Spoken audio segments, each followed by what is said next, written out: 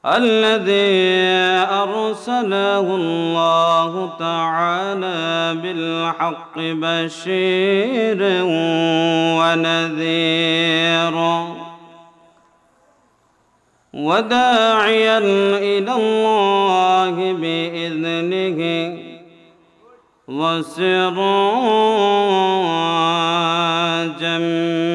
منيرا. أما بعد فقد قال الله تعالى في كلامه المجيد وفي فرقانه الحميد. أعوذ بالله من الشيطان الرجيم.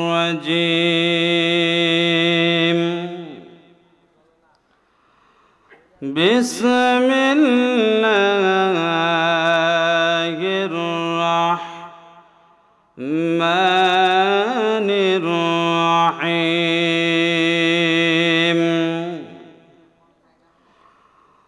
واصبر نفسك مع الذين يدعون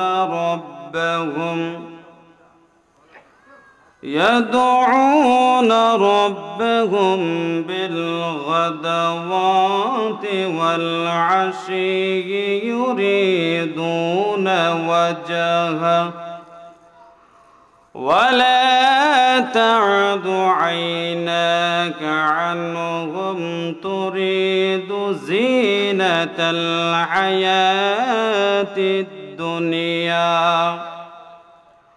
ولا تطع من أغفلنا قلبه عن ذكرنا واتبع هواه وكان أمره فرطا. وقال رسول الله صلى الله عليه وسلم: إن أول ما يحاسب به العبد يوم القيامة الصلاة، أو كما قال عليه الصلاة والسلام: إن الله وملائكته يصلون على النبي يا أيها الذين آمنوا صلوا عليه وسلموا تسليما. আমরা সবাই দুরূদ শরীফ বলি। اللهم صل على محمد وعلى آل محمد كما صليت على إبراهيم وعلى آل إبراهيم إنك حميد مجيد.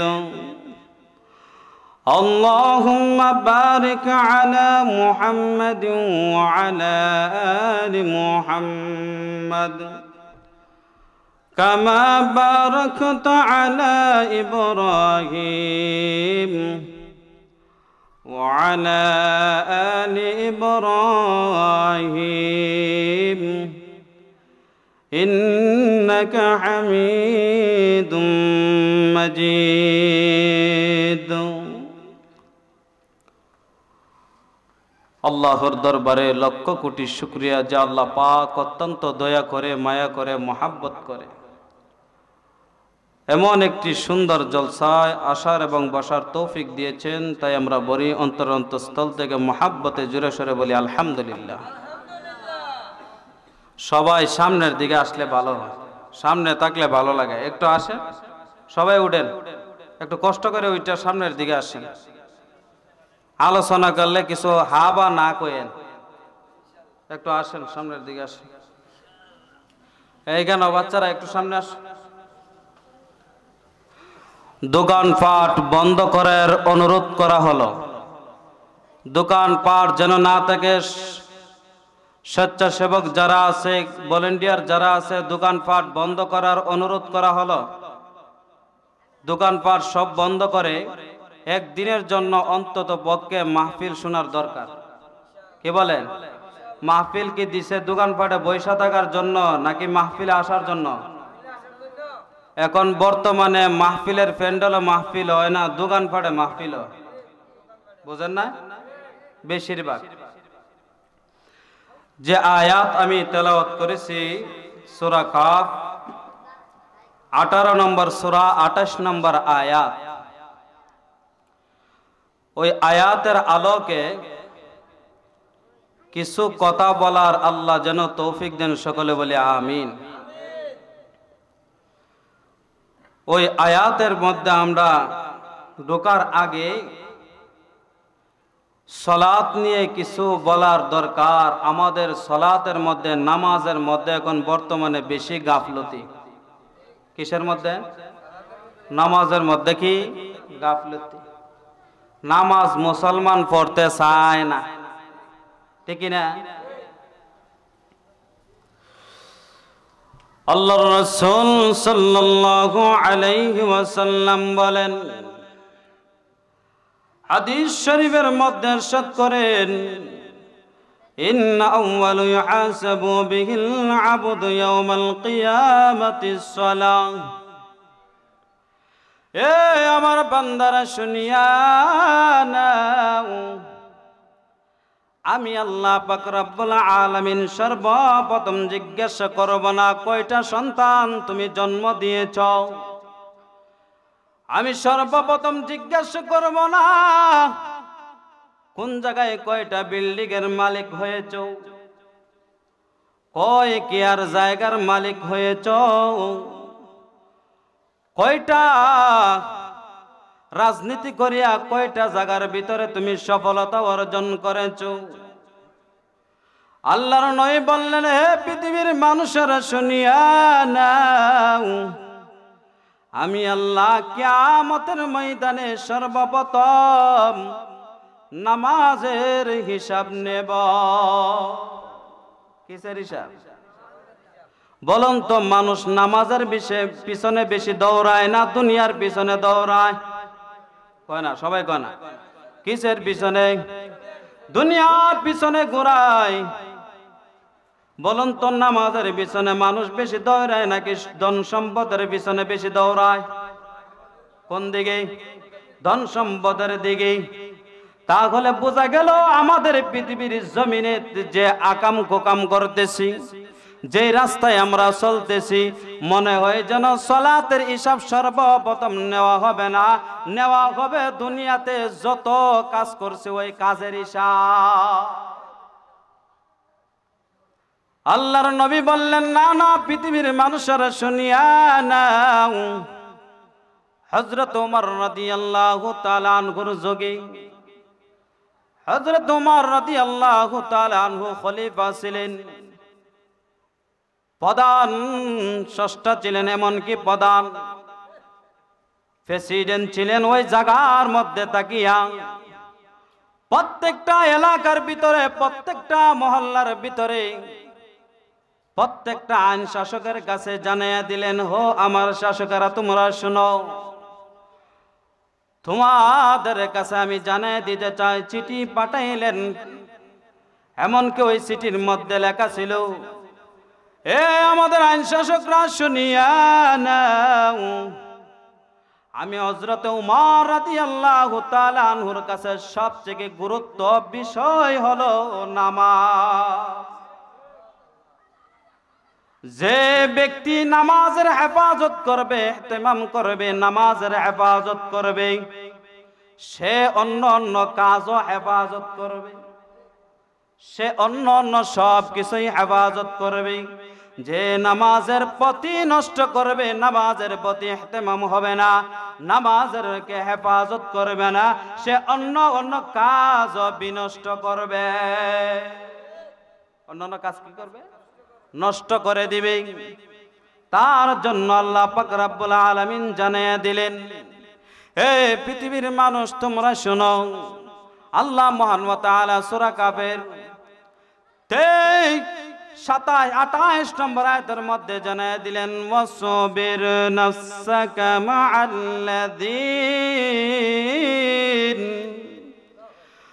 মা'আল্লাযীনা ইয়াদউনা রাব্বাহুম বিল গাদাওয়াতি ওয়াল আশি ইউরিদুনা ওয়াজহা।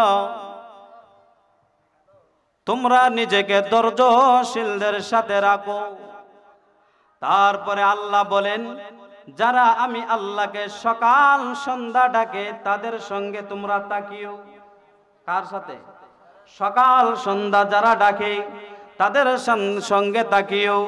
যারা আল্লাহকে সন্তুষ্টের উদ্দেশ্যেই থাকে, এমনকি দুনিয়ার সৌন্দর্য কামনা করে। তারপরে আল্লাহ বলেন, ওয়ালা তা'দু আইনাকাহুম আন তুরিদু জিনাতাল হায়াতিদ দুনিয়া।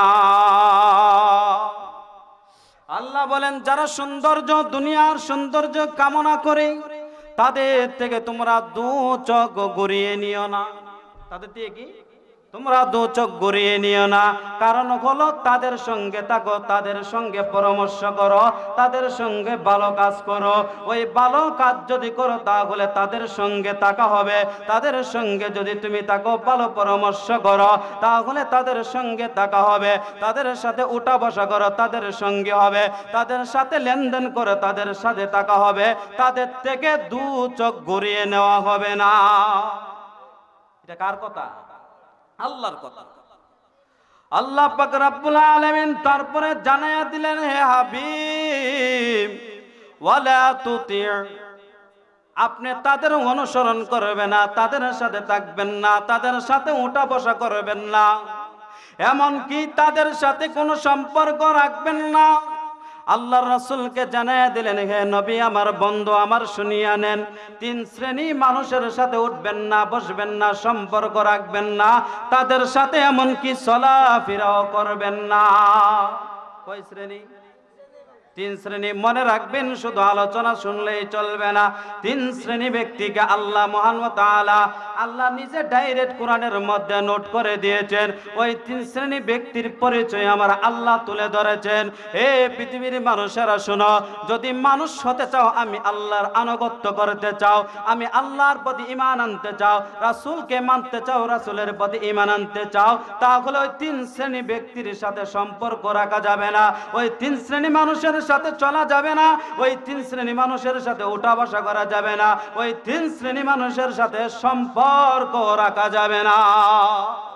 কার কথা? আল্লাহর কথা। তাহলে বলুন তো, 3 শ্রেণী মানুষের পরিচয়ের দরকার আছে না নাই? আল্লাহ তুলে ধরছেন, মান আগফালনা কলবাহু আন যিকরিনা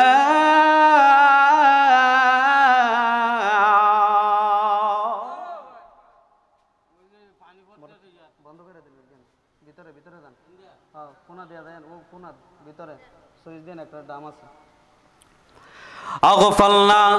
আল্লাহ পাক রব্বুল আলামিন জানিয়ে দিলেন, মান আগফালনা কলবাহু আন যিকরিনা, আমি আল্লাহ পাক রব্বুল আলামিন তাদের অন্তর থেকে কালি, যাদের অন্তর থেকে আমার জিকির কালি, যাদের অন্তরে আমার জিকির নাই, যাদের অন্তরে আমি আল্লাহর শরণ নাই, তাদের সঙ্গে উঠা যাবে না, বসা যাবে না, তাদের সাথে সম্পর্ক রাখা যাবে না। ঠিক কিনা?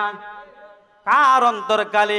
এ যুবক বন্ধুরা শুনিয়া নাও, বৃদ্ধ বাবাজিরা শুনিয়া নাও, কাদের অন্তরকালে? আল্লাহর জিকির থেকে, আল্লাহর স্মরণ থেকে। তিনজন যুবক একসঙ্গে বাহির হয়েছেন। 3টার সময় বাহির হওয়ার সাথে সাথে 3টার সময় বাহির হলেন, রাত 11টা 12টার সময় ঘরের মধ্যে ফিরলেন। 7 ঘন্টা 8 ঘন্টা হয়ে গিয়েছে। আসরের আজান দিছে। আসরের আজান দেওয়ার সময় 3জন যুবক একসঙ্গে তাকার পরে একবার চিন্তা হলো না, এ বন্ধুরা রে, আসরের সালাতের আজান দেওয়া হয়ে গেছে, চলো চলো আল্লাহর জিকির আমরা পড়ে আসি, আল্লাহর সালাত আমরা পড়ে আসি। একবারও আপনার মনে হলো না আল্লাহ পাক রব্বুল আলামিনের কথা? একবার স্মরণ হলো না? মাগরিবের সালাতের আজান দিয়েছে, একবারও একটা বন্ধু বললেন না যে আল্লাহ পাক রব্বুল আলামিন আমাদেরকে ডাকতেছে? আল্লাহর কথা স্মরণ হলো না? রাসূলের কথা স্মরণ হলো না?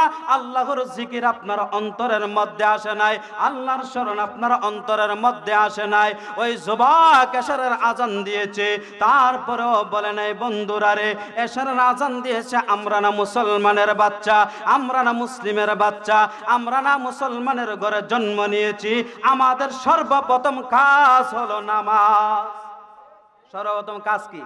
সর্বপ্রথম কাজ হলো নামাজ। ওই মুসলমানের বাচ্চা একটা অন্তরের ভিতরে আল্লাহর কথা স্মরণে আসে নাই, একবারও দিলের মধ্যে আল্লাহর জিকিরের কথা স্মরণ আসে নাই। আল্লাহ বলেন, বন্ধু আপনাকে জানাইয়া দেন, তাদেরকে বলে দেন, তাদের সাথে যেন সম্পর্ক না রাখে, তাদের সাথে যেন চলাফেরা না করে, তাদের সাথে যেন লেনদেন না করে, তাদের সাথে যেন ওঠা বসা না করে, তাদের সাথে যেন সম্পর্ক না রাখে। ঠিক না? ফজরের আজান হইছে, বউ বাচ্চা ছেলে মেয়েদেরকে নিয়ে একসঙ্গে ঘুমাইছে, আল্লাহর জিকিরের কথা স্মরণ নাই, আল্লাহর জিকিরের কথা মনে নাই, আল্লাহর জিকির তাদের অন্তরের মধ্যে পয়দা হয় নাই, আল্লাহর কথা তাদের স্মরণ হয় নাই। বলুন তো এইগুলা কি মুসলমান হতে পারে? মুসলমান হতে পারে না। কারণ হলো মুসলমানের সর্বপ্রথম কাজই হলো নামাজ। সর্বপ্রথম কি কাজ? হলো নামাজ। তারপরে আল্লাহ মহান ওয়া তাআলা 2 নম্বর পরিচয় দিয়া বললেন, ও নবী, তাদের সাথে চলবেন না মান আগফালনা কলবাহু আন যিকরিনা ওয়াত্তাবাআ হাওয়াহু। ও নবী, তাদের সাথে চলবেন না যাদের জীবনটা নিজের ইচ্ছা মতে চালায়। কিসের মতে চালায়? বন্ধ করছেন না? টিপ দিছেন নি? ওইসে পড়ব। ও নবী আমার, আপনি তাদের সাথে চলবেন না। 2 নম্বর মানুষের পরিচয়। এ বন্ধুরা মনোযোগ দিয়া শুনতে হবে। 2 নম্বর পরিচয় আল্লাহ বলেন ওয়াত্তাবাআ হাওয়াহু। ওয়াত্তাবাআ হাওয়াহু দিয়া বুঝাইলেন যারা মনের ইচ্ছা মতে চলে। যুবকদেরকে যদি তাকায়া বলেন, হে যুবক, তুমি এই এলোমেলো করে চুলগুলা কাটলেন কেন? জবাব দিবে আমার ইচ্ছা। কি কইব? আমার ইচ্ছা। যুবকদেরকে বলেন, হে যুবকরা, তোমাদের 20 বছর হয় নাই, 18 বছর হয় নাই, এ চাচাজিরা বাবাজিরা, আপনারা এখনো বিড়ি সিগারেট টানেন 60 বছর ধইরা, 30 বছর ধরিয়া সিগারেট টানেন, সিগারেট কান। আর তারপরে যদি বলে যে আপনি সিগারেট কান কেন? তারপরেও বলে আমার ইচ্ছা। কার ইচ্ছা? আমার ইচ্ছা।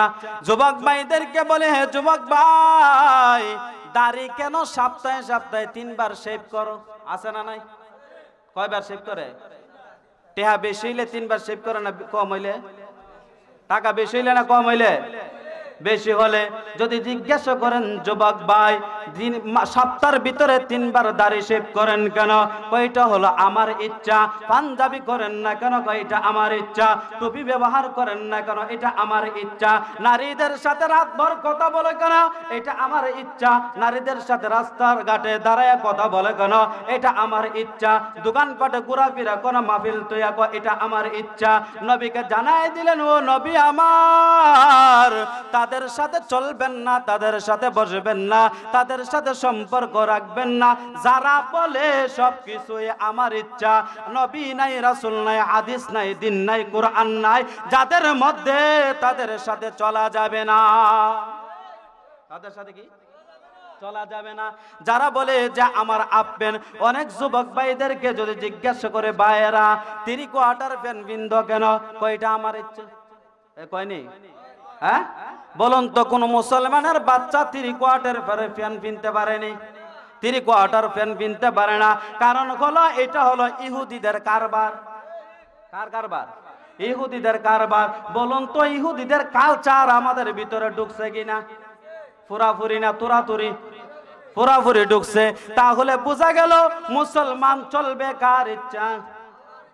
বলেন না সবাই, কার ইচ্ছা? মালিকের ইচ্ছায় চলতে হবে, রাসূলের আনুগত্য করতে হবে, অনুসরণ করতে হবে, রাসূলের ইত্তেবা করতে হবে, রাসূলের তরিকা মতে চলতে হবে। বাবার তরিকায় চলা যাবে না, বন্ড পীরের তরিকায় চলা যাবে না, চলা বাবার তরিকায় চলা যাবে না, ল্যাংটা বাবার তরিকায় চলা যাবে না, বন্ড বাবার তরিকায় চলা যাবে না, লাল সুতাওয়ালা বন্ড বাবার তরিকায় চলা যাবে না। চলতে হবে একজনের, তিনি হলেন বিশ্ব নবী মুহাম্মদুর রাসূলুল্লাহ সাল্লাল্লাহু আলাইহি ওয়াসাল্লাম। কার তরিকা? রাসূলের তরিকায় চলতে হবে, আল্লাহর বিধান মতে চলতে হবে। তাহলে আপনার দুনিয়া শান্তি, আখিরাতে মুক্তি পাওয়া যাবে। দুনিয়া শান্তি, আখিরাতে মুক্তি। তারপরে আল্লাহ পাক রব্বুল আলামিন জানিয়ে দিলেন, ও নবী আমার, তাদের সাথে চলিয়েন না, তাদের সাথে বসিয়েন না, তাদের সাথে চলাফেরা করবেন না, তাদের সাথে সম্পর্ক রাখবেন না। 3 নম্বর হলো ওয়া কানা আমরুহু ফুরুতা।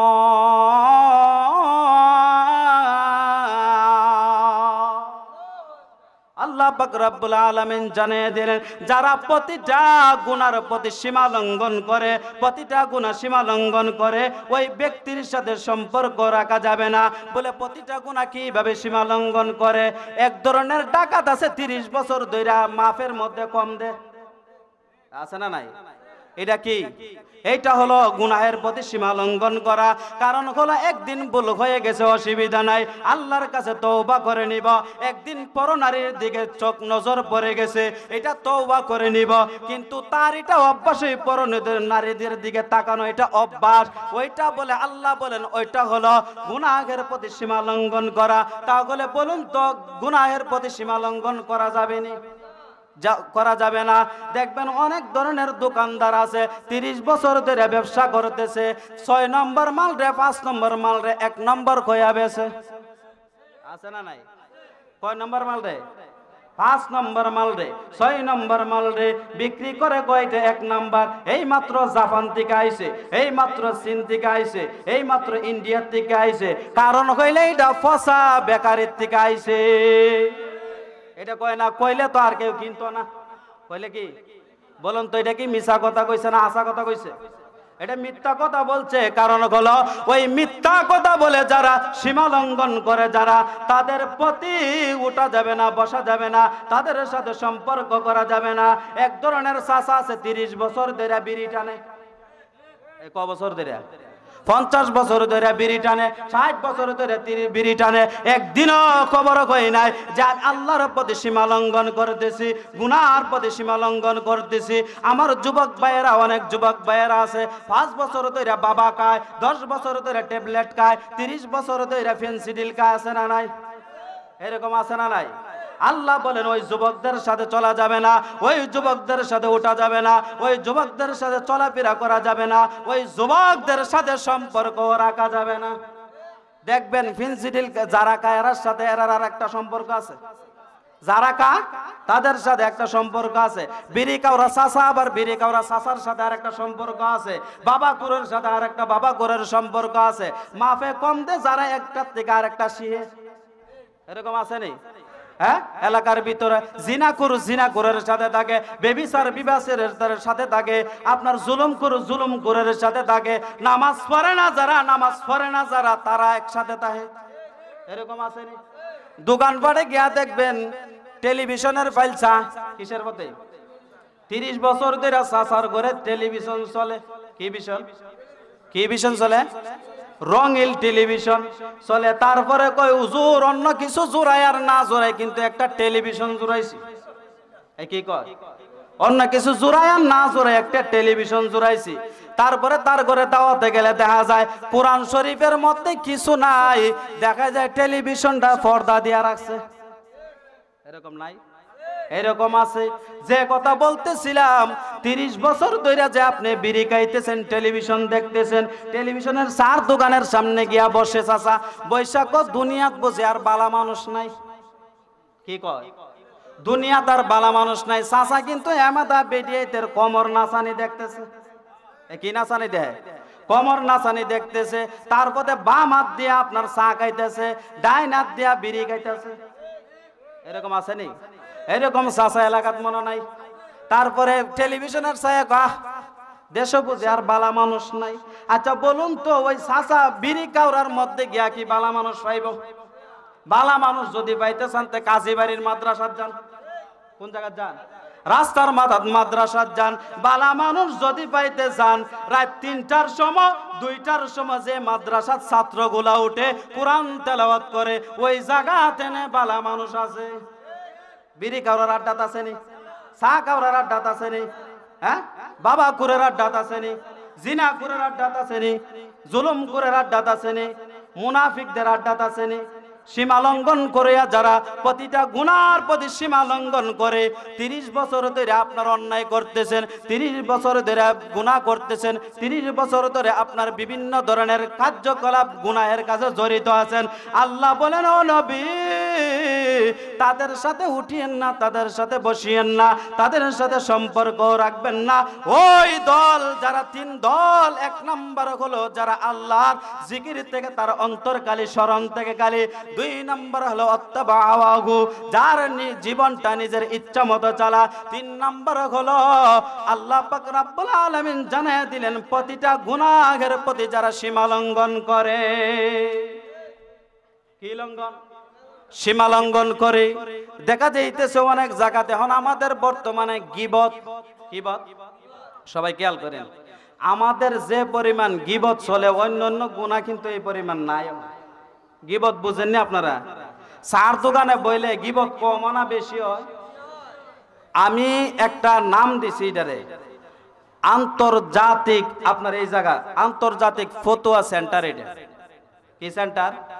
সবাই খেয়াল করেন আন্তর্জাতিক ফতোয়া সেন্টার মানে অন্যান্য মুফতিরাও আপনার দেখা যায় ফতোয়া দিতে ভয় পায়, কিন্তু চার দোকানে ফতোয়া দিলে কোনো চিন্তা নাই। বুঝে না কথা? চার দোকানে ফতোয়া দিলে কোনো চিন্তা নাই, আনাফা ফতোয়া দেয়। চাচার ওজু জিজ্ঞাসা করেন চাচা সূরা ফাতিহা কোন না কৌজুরে আপনি কোন, আমার ওজু নাই।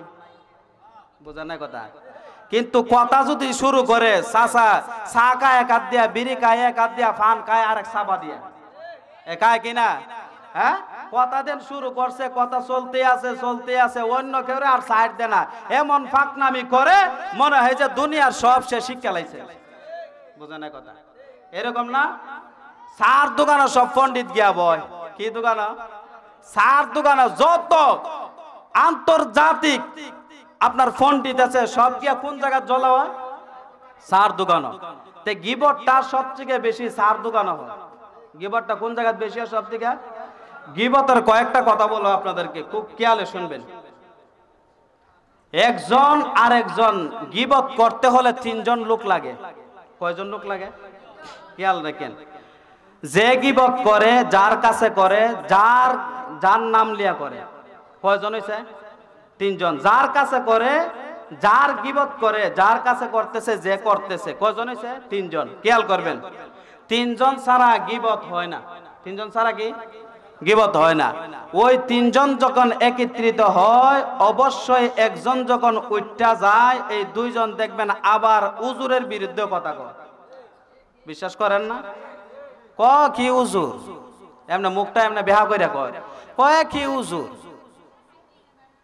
দেখছি বেটার দাওরা পাশের বলে সার্টিফিকেট নাই। কয়েকটা উজুর হইল, আরে হুজুরে বেলে হুজুরের ভুল ধরে লাইছে। এরকম আছে না নাই? এরকম কয়নি? কয়, কিন্তু ভুল ধরছে। ভুল তো মানুষের হয়, বলে না মাত্র একমাত্র শয়তানের হয় না। ভুল কার হয়? মানুষের ভুল হবে, আবার ভুল শুধরিয়ে নিবে, কিন্তু ওই ভুলের উপরে তাকা যাবে না, ভুল শুধরাইয়া নিতে হবে। আমাদের মধ্যে যে ভুল আছে ওই ভুল আমরা শুধরাই না।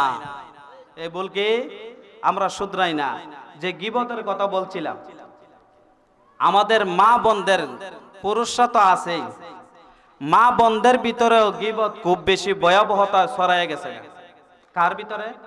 এই খেয়াল করেন, কার ভিতরে? মা বোনদের ভিতরে।